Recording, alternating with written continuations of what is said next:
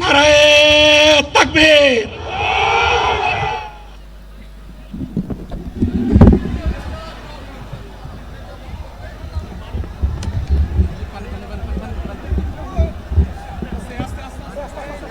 আপনারা অবস্থান করুন যার যার জায়গায়। নারায়ে তাকবীর।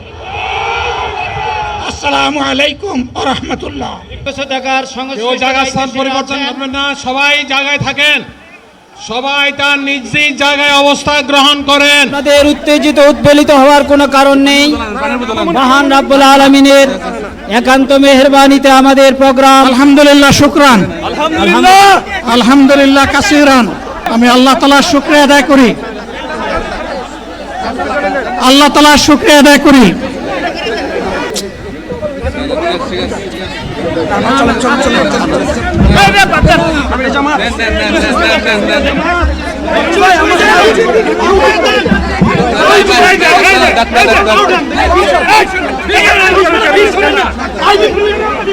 আল্লাহ যত সময় হায়াত দিয়েছেন, আল্লাহ যত সময় হায়াত দিয়েছেন তত সময় মানুষের জন্য লড়াই করবো ইনশাআল্লাহ।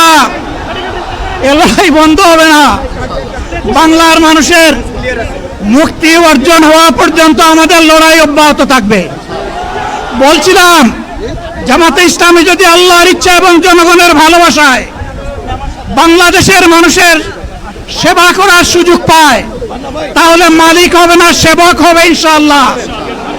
আজ আমি ঘোষণা দিচ্ছি, লক্ষ জনতাকে সাথে নিয়ে বাংলাদেশ জামাতে ইসলামী থেকে যারা আগামীতে সংসদ সদস্য হিসাবে নির্বাচিত হবেন, যদি আল্লাহর ইচ্ছায় জনগণের ভালোবাসায় বাংলাদেশ জামাতে ইসলামী থেকে সংসদ সদস্যরা নির্বাচিত হয়ে সরকার গঠন করেন, তাহলে কোনো এমপি, কোনো মন্ত্রী আগামীতে সরকার কিন্তু প্লট গ্রহণ করবে না।